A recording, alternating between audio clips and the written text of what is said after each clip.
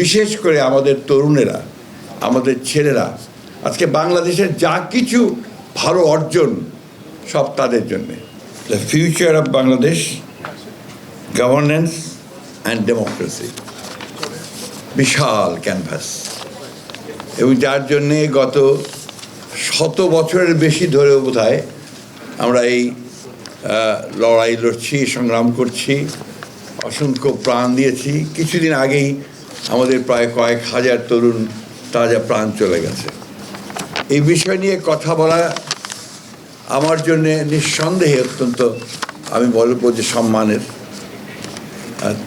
কারণ এই লড়াইয়ে যারা চলে গেছেন তাদের প্রতি আমি শ্রদ্ধা জানিয়ে বলতে চাই যে বাংলাদেশ সত্যিকার অর্থেই একটি সুন্দর, একটি সমৃদ্ধ, একটি শান্তিপূর্ণ, সুখী বাংলাদেশের স্বপ্ন দেখছে তার সৃষ্টির পর থেকেই। রবি ঠাকুরের একটি কবিতা আছে যেটা প্রায় আমি বলি, কারণ এটা আমার সবচেয়ে ভালো মনে হয়। এটা আমার কাছে খুব অত্যন্ত আকর্ষণীয় মনে হয়। কবিতাটি হচ্ছে, দুঃসময় যদিও সন্ধ্যা আসিছে মন্দ মন্থরে, সব সঙ্গীতে গেছে ইঙ্গিতে থামিয়া, তবু বিহঙ্গ ওরে বিহঙ্গ মোর, এখনই অন্ধ বন্ধ করোনা পাখা।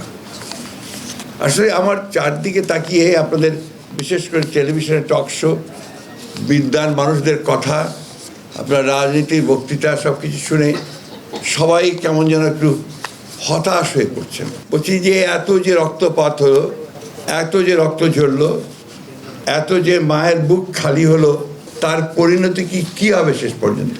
আমি বিশ্বাস করি, দৃঢ়ভাবে বিশ্বাস করি যে ভালো হবে এবং খুব ভালো হবে। চিরকাল ভালোর জন্য সংগ্রাম করেছি, লড়াই করেছি এবং জয়ী হয়েছি।